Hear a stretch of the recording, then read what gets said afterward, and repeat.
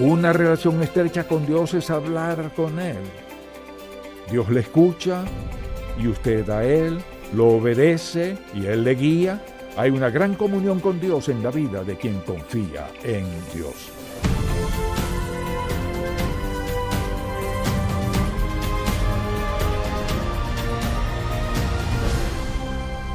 Hace 4 décadas fundamos Ministerios en Contacto para guiar a todo creyente a cultivar una relación más estrecha con Jesucristo. Con los años hemos visto la grandeza de Dios, su amor y su bendición de formas tan maravillosas que queremos que todo el mundo conozca al Señor. Así que abramos la palabra de Dios y busquémoslo juntos. Hoy en el programa En Contacto, los 7 hábitos de una vida consagrada a Dios. Este mensaje se titula Los 7 hábitos de una vida consagrada a Dios. Debería escribir cada uno de ellos y preguntarse, ¿soy una persona consagrada a Dios? En primer lugar, veamos un par de definiciones. Comencemos con ¿qué es un hábito? Un hábito es un patrón de comportamiento a menudo inconsciente que se adquiere por repetición frecuente. Eso es un hábito, algo que hacemos una y otra vez. Desde luego, la segunda definición es que es una vida consagrada a Dios. ¿Qué es consagrada? Es una vida que ya no busca satisfacción propia mediante un estilo de vida pecaminoso, sino que se ha entregado a Dios y a su voluntad en su vida. En otras palabras, diríamos que esa es una vida santificada, no perfecta, no quiere decir que nunca peque, sino significa una vida rendida por completo a Dios. Así pues, deseo darle 7 hábitos que todo creyente debe hacer parte de su vida, y el primero es este. El primer hábito es una vida de oración. Uno de mis pasajes favoritos, muy sencillo, está en Marcos, capítulo 1, cuando los discípulos nunca entendieron esto del todo, pero dice la Biblia en Marcos 1:35, levantándose muy de mañana, siendo aún muy oscuro, salió y se fue a un lugar desierto y allí oraba. Y le buscó Simón y los que con él estaban, y hallándole le dijeron, todos te buscan. Eso es típico en cuanto a la forma de actuar de algunas personas. El Señor estaba haciendo lo más importante en la vida y no lo entendían. Y asimismo, por ejemplo, en Lucas capítulo 4, versículo 42, cuando ya era de día, salió y se fue a un lugar desierto, y la gente le buscaba, y llegando a donde estaba, le detenían para que no se fuera de ellos. Pero él les dijo, es necesario que anuncie el evangelio, etc.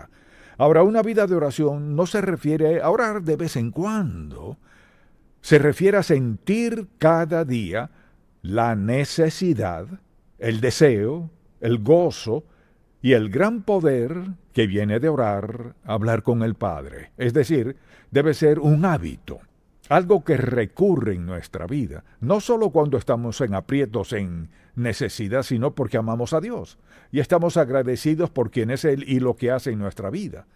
Por ejemplo, en Lucas capítulo 11, los discípulos vienen al Señor Jesucristo y le pidieron, enséñanos a orar como enseñó Juan el Bautista a sus discípulos.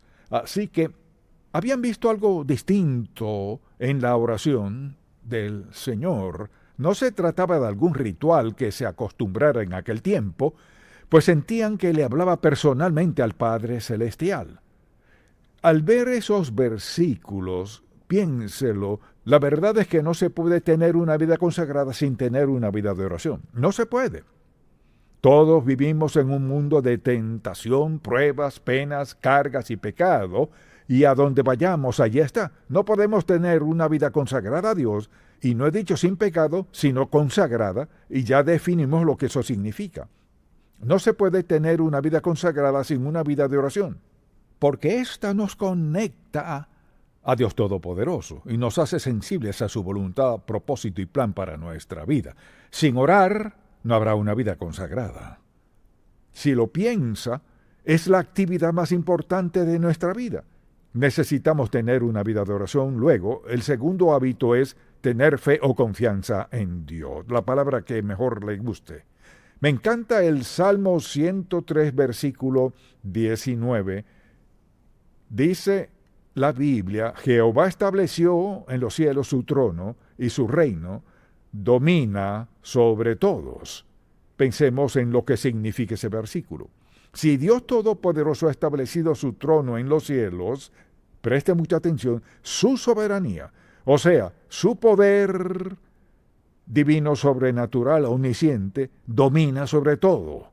¿Qué hace eso? Nos da una gran base para creer en Él.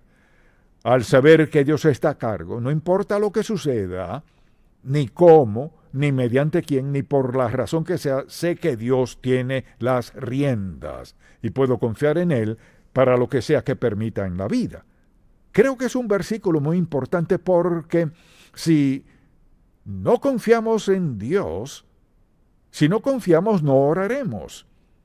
Debemos hacernos la pregunta, pues, ¿dónde está la confianza en mi vida espiritual? Fíate de Jehová de todo tu corazón y no te apoyes en tu propia prudencia. Reconócelo en todos tus caminos y Él enderezará tus veredas. Cito ese versículo muy a menudo porque es fundamental. Cuando confiamos en Dios, ¿qué sucede? Se afianza nuestra comunión con Dios, lo que significa que tenemos una relación con Él. No tengo que presentármele. Una relación estrecha con alguien significa cercanía, no solo en afecto, sino en mentalidad, la forma de pensar, lo que sienten. Una relación tan cercana es la que debería tener todo matrimonio todos sus días. Una relación estrecha con Dios es hablar con Él. Dios le escucha y usted a Él, lo obedece y Él le guía. Hay una gran comunión con Dios en la vida de quien confía en Dios. Si usted quiere saber si confía o no en Dios, hágase la siguiente pregunta. ¿Qué está preocupándome? Si puede ver a su alrededor y decir, no me preocupa nada, es porque está confiando en Dios. Lo que sea que le preocupe, es lo que Dios le señala y dice, no me has confiado este aspecto de tu vida. Una vida consagrada es una vida de fe. El tercer hábito de esta vida maravillosa es el hábito de meditar en la palabra de Dios. No sé cómo usted describiría la importancia de eso, pero dicen las Escrituras, veámoslo por un momento. Dice el salmista en el Salmo 63, versículo 6, Cuando me acuerde de ti en mi lecho, cuando medite en ti en las vigilias de la noche, porque has sido mi socorro, y así en la sombra de tus alas me regocijaré. Está mi alma apegada a ti, tu diestra me ha sostenido. ¿Qué significa meditar? Significa leerla, pensar en lo que dice, examinar mi corazón a la luz de lo que Dios dice, hacerle cualquier pregunta que tengamos, rendirle lo que sea que nos traiga a la mente. Al meditar en Dios pasa lo siguiente. La meditación es como verse en un espejo, pero también es ver más allá del espejo. Es decir, veo lo que ve Dios y veo más allá y lo veo a Él. Mi atención se centra en Dios. Cuando nos concentramos en Dios sucede esto. Las preocupaciones desvanecen, los problemas se disipan, nuestra mente ya no está contaminada con toda clase de asuntos que no nos hacen bien. La meditación es parte esencial de una vida consagrada a Dios. Donde no hay meditación, no habrá consagración a Dios. No es posible. Piense en la mañana al despertarse. ¿Cuánto del mundo embarga su mente? Tiene que vestirse, claro, desayunar, ir al auto y manejar por la autopista o donde sea y llegar al trabajo tan pronto lo haga, cotorreo, parloteo todo el día, el teclado vuela todo el día y su mente se llena, luego tiene que volver a su auto, volver a la autopista, a batallar en el tráfico otra vez hasta llegar a casa, al llegar se cambia de ropa, medio se relaja y luego la cena. Puedo llenar su día sin siquiera conocerle. porque eso es lo que hacemos. ¿Y dónde está Dios? ¿Dónde está su tiempo a solas con Dios? Lo que lleva a una vida consagrada es el tiempo a solas con Dios. Anhelarlo, meditar en Él, pensar en Él. Luego hay un cuarto hábito, uno muy importante y el que me escucha mencionar siempre, obedecer a Dios. Y quisiera leer en Deuteronomio 27, en el Antiguo Testamento, porque lo dice tan claro en el capítulo 27, versículo 10. Dios habla mediante Moisés a su pueblo, y esto fue lo que declaró. Oirás pues la voz de Jehová tu Dios, y cumplirás sus mandamientos y sus estatutos que yo te ordeno hoy. Luego en el capítulo 28, versículo 1, acontecerá, escuche esto, que si oyeres atentamente, ¿qué significa eso con cuidado? Atentamente la voz de Jehová tu Dios para guardar y poner por obra todos sus mandamientos que yo te prescribo hoy. También Jehová tu Dios te exaltará sobre todas las naciones de la tierra. Hablaba de Israel. Pongámonos en esa situación. Cuando obedecemos a Dios, piensen esto, andamos a un nivel más alto. Piensen cómo vive el mundo, con toda clase de pensamientos viles, ocupado y atareado sin tiempo para Dios. Hemos decidido seguir a Cristo, y seguirlo significa vivir a un nivel más alto. No significa menospreciar a otros, solo quiere decir que hemos decidido regirnos por una norma más alta que la del mundo. No significa que seamos mejores que nadie, pero quiere decir que nuestro estilo de vida es mejor que el del mundo. Pregúntese, ¿en realidad tengo un hábito de orar, confiar y meditar en la palabra de Dios? ¿Acaso sería considerado un hijo obediente de Dios? ¿Cuántas veces lo ha dicho y puedo decirlo? La forma más sabia de vivir es obedezcamos a Dios y dejemos las consecuencias en sus manos. Eso lo haré solo si tengo una vida de oración. Solo si confío en Dios, solo si medito en Él. Esa es la única forma de hacerlo. Estos son hábitos sencillos que hacen que nuestra vida sea lo que Dios quiere que sea. Mire, no hay nada que pueda impedir que obedezcamos y practiquemos estos 7 hábitos. Nada, salvo que tomemos esa decisión. Mire, tenemos que decidir ciertas cosas. Tenemos que escoger entre seguir a otros o a Dios. Tener esto o a Dios. Esta senda o la de Dios. La razón por la que menciono 7 hábitos es porque, recuerde lo que dije, un hábito es un patrón de comportamiento a menudo inconsciente que se adquiere por repetición frecuente. Algo que hagamos de forma continua. Y todo lo que he mencionado podemos hacerlo. La razón por la que no lo hacemos es por pensar que no es importante. Mire, la razón por la cual no tenemos hábitos sagrados, maravillosos, impactantes, edificantes, es porque escogimos la senda del mundo. No importa quién sea, ni cuán dotado, ni cuán adinerado, ni cuán sabio se crea, ni cuánta educación tenga, no puede tener una vida consagrada, la mejor vida, sin poner en práctica estos 7 hábitos. Ahora, ¿cuál es el quinto? El quinto hábito es depender del Espíritu Santo.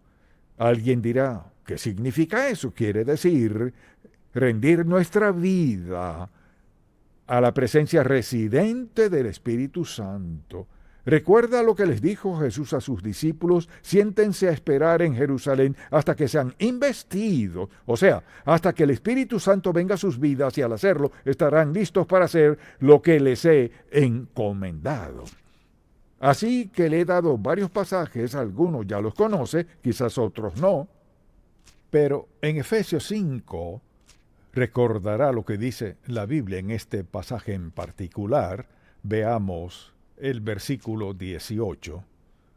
Dice así: no os embriaguéis con vino, en lo cual hay disolución, Antes bien, sed llenos del Espíritu. Mire, si tomara una jarra con 1/4 de litro, la colocara aquí y la llenara de agua hasta la mitad, diría que solo está medio llena.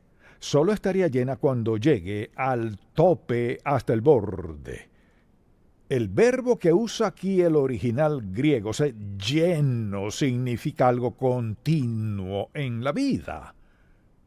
En la mañana al despertar en medio de nuestra oración o al meditar, aun antes de levantarnos, deberíamos decir: Señor, quiero que me llenes de tu espíritu hoy. Eso significa, Jesucristo les dijo a sus discípulos en Lucas, que antes de que hicieran lo que les había encomendado, que esperaran en la ciudad de Jerusalén hasta que fueran investidos, hasta que viniera sobre ellos el Espíritu Santo, por la sencilla razón de que no están preparados para hacer lo que les ha encomendado sin la presencia del Espíritu Santo, quien les dará poder. Él les facultará, les enseñará, les dará guía y dirección para cumplir el llamado que les ha dado. Ahora la mayoría de la gente no tiene ni idea de quién es el Espíritu Santo. ¿Cómo?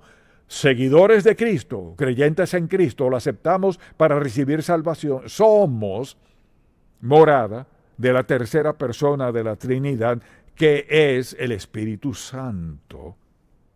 Cuando decidimos desobedecer a Dios, decidimos pecar contra el Espíritu Santo, quien mora en nosotros, a quien Dios envió a nuestras vidas para ayudarnos a llevar a cabo, a lograr lo que sea que Dios nos tenga reservado en la vida. Nunca estamos solos. Somos morada de Dios, del Espíritu Santo, quien nos faculta, nos ayuda, nos alienta, nos fortalece, nos sana y más, está allí porque necesitamos a Dios en nuestra vida, y Él lo sabía. Desde luego, hay un sexto, que es dar a Dios y a otros. En el 6º capítulo de Lucas, es un capítulo muy conocido, recordemos lo que dice: dad y se os dará medida buena. Escuche lo que dice: apretada, remecida y rebosando darán en vuestro regazo, porque con la misma medida con que medís, os volverán a medir. Cuando pienso en darle a Dios, mi ejemplo favorito es este, y estaba recordándolo anoche. Mi primera maestra de escuela dominical, y quizás tendría 3 o 4 años, porque comencé la escuela a los 5. Estaba muy pequeño, nunca me puse al día, pero iba a la escuela dominical todos los domingos y recuerdo las sillas de varios colores: verde, rojo, amarillo, azul, etc. La maestra de la escuela dominical, no recuerdo su estatura, pero en aquel entonces me parecía de 3 metros cuando estaba sentado. Tenía el cabello negro, una dama dulce y maravillosa. Y llegó el momento de recoger la ofrenda.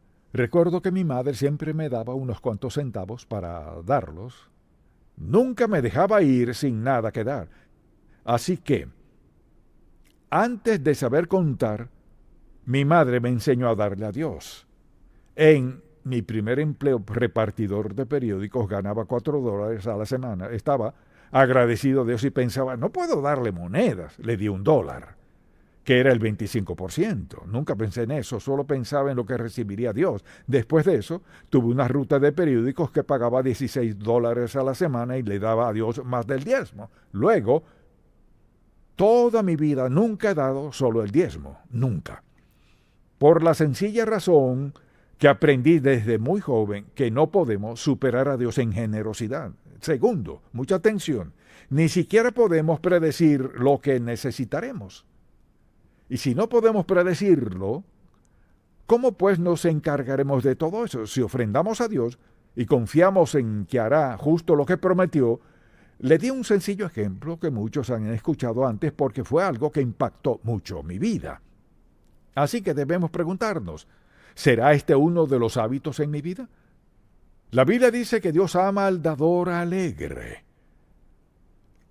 Si Él ama al dador alegre, ¿qué de aquellos que son avaros, quienes no dan a Dios? Le diré por qué eso no agrada a Dios, porque dice: puedo hacerlo sin Dios, puedo encargarme, puedo manejarlo, no necesito que Dios maneje mi dinero. Piensen cuán insensato es eso. su dinero podría quemarse de la noche a la mañana. La situación podría ser que lo pierda todo en un día, pero preste mucha atención, nunca estará en una situación en la que no tenga nada, porque tiene a Dios dentro de usted y todo lo que necesita, Dios ha prometido proveerlo. Un hábito maravilloso en nuestra vida. Luego le daré un séptimo hábito, y es uno muy importante, es el hábito de perdonar a otros. Un pasaje muy claro está en Efesios capítulo 4. Muchos lo hemos leído antes, pero es la verdad, y lo leemos una y otra vez. Escuche lo que dice la Biblia. Airaos, pero no pequéis, no se ponga el sol sobre vuestro enojo, ni deis lugar al diablo. Un pasaje muy importante. Luego dice en el versículo 30, y no contristéis al Espíritu Santo de Dios, con el cual fuisteis sellados para el día de la redención. Luego en el 31, quítense de vosotros toda amargura, enojo, ira, gritería y maledicencia y toda malicia. Antes sed benignos unos con otros, misericordiosos, perdonando unos a otros, como Dios también os perdonó a vosotros en Cristo. No siempre es fácil, no. A veces es difícil perdonar a otras personas que nos hayan hecho ciertas cosas. Creo que una de las peores situaciones es ser traicionado. Cuando uno ha confiado en verdad en alguien, se ha esmerado en ayudarle y luego le traicionan. Hacen lo último que uno habría imaginado que harían en la vida. Pero debemos perdonar. Ahora, estos son 7 hábitos. Preste mucha atención. Pude haberlo hecho de muchas formas, pero quería que viera cada versículo y darle todos los 7 hábitos para que cada persona que entienda por completo los 7 hábitos que llevan a una vida consagrada que será bendecida una y otra vez de muchísimas maneras, pero la decisión es suya. Y le sugeriría que tomara una decisión ahora mismo. En breve oraremos, y en esta oración le pediré a Dios que le dé sabiduría para decirle: Señor, quiero estos 7 hábitos en mi vida, y hoy comenzaré a ejercerlos en mi vida. Es un proceso continuo en nuestra vida. ¿Los practicará cada uno a diario? No. Pero haga lo siguiente. Pídale a Dios que le perdone. Muéstreme por qué tropiezo con este Señor y reafirmamos nuestro deseo de perdonar a otros o lo que sea. Señor, estaba muy ocupado. Esta mañana salí deprisa. Perdóname por no haberme detenido a meditar en tu palabra, rendir mi vida a ti, entregarme a ti. Perdóname, Señor, no quiero volver a hacerlo. ¿No cree que Dios corregirá eso? Claro que sí. Él le corregirá. Le inquietará lo suficiente una mañana después que haya salido sin tomarlo en cuenta, que no lo olvidará. Mire, ¿sabe qué? Es porque nos ama. Piénselo. Toda la Biblia está llena de verdad. Pero creo que estos 7 hábitos transformarán por completo su vida y le llevarán a lograr más de lo que su corazón podría haber anhelado. Ahora, si hoy está aquí y no es creyente, no es salvo, no ha aceptado a Cristo como su Salvador, entiendo que quizás no se aplique esto a su caso. Pero permítame decirle esto, nunca podrá entender ni disfrutar la vida a plenitud hasta que no se entregue a Cristo. Porque nunca podemos perder al entregarnos a Cristo, nunca. Dirá, pues, ¿qué tengo que hacer? Debe pedirle al Señor que perdone su pecado, no porque lo merezca, sino porque Él fue a la cruz, murió en la cruz, dio su sangre por usted, pagó toda su deuda de pecado, dice la Biblia, y al pedirle perdón a Dios por lo que ha hecho por usted, pagó su deuda, Dios le perdona y le hace uno de sus hijos. Luego, comenzará a practicar estos 7 hábitos. ¡Qué vida tan maravillosa tiene por delante! Y espero que lo haga. Padre, te amamos, te alabamos y te agradecemos por tu palabra desde Génesis hasta el último versículo de Apocalipsis. Hoy te pedimos que nos des sabiduría para reconocer que con estos 7 hábitos todo lo demás cobrará sentido. Que abramos la puerta a tus mejores bendiciones. Te pido hoy por alguien que no es salvo, que no te ha aceptado como su Salvador, que esté dispuesto a pedirte perdón por sus pecados, a creer que Cristo fue a la cruz y pagó toda nuestra deuda. Al confiar en su muerte en el Calvario, al derramar su sangre, esa confesión y arrepentimiento traen salvación. Después de la salvación, que desarrollemos estos 7 hábitos transformadores en nuestra vida.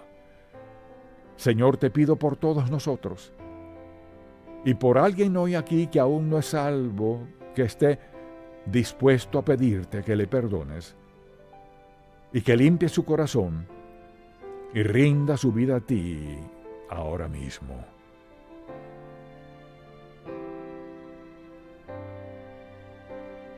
Te damos gracias en el nombre de Jesús. Amén.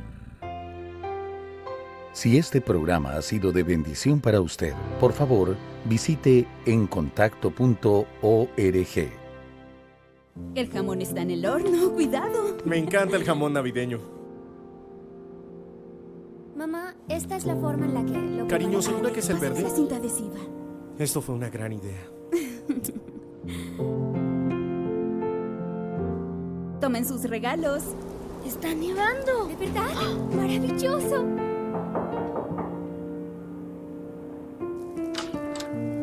¡Feliz Navidad! ¡Qué sorpresa! Y hay una cosa más. Mira. Ah, algo más. Gracias.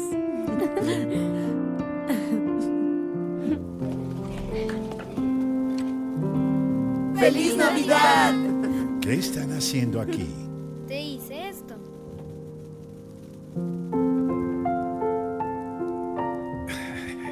Qué bendición es poder celebrar el nacimiento de nuestro Salvador Jesucristo.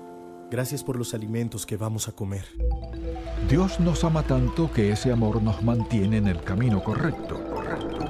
Si usted escucha las mentiras de Satanás, él siempre le dirá, este es el camino más fácil.